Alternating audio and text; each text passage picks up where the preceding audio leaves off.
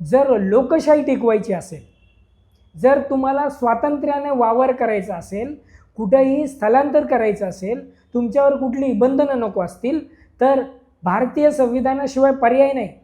आपण लोकशाही राष्ट्र आहोत. कलम 1 अनुच्छेद 1 सांगतं की इंडिया अर्थात भारत, वेगवेगळे रंग देण्याची गरज नाही.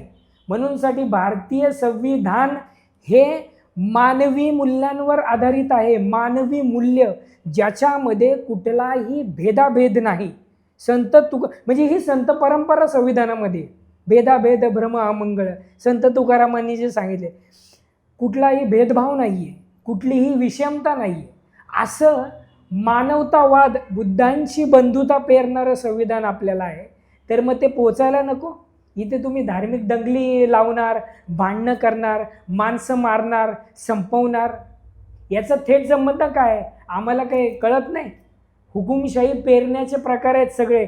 जागतिक पातळीवर जर्मनी किंवा हे जे काही सगळे तानाशाह होऊन गेले, त्यांनी काय केलं? माणसं संपवली, माणसांना विष देऊन मारलं, आत्महत्या करायला भाग पाडलं. स्वतः आत्महत्या केला तो भाग वेगळा, परंतु लाखो लोकांना मारून त्यांचं शोषण करून त्यांचं जगणं हैराण करणं ही हुकुमशाहीची पद्धत आहे.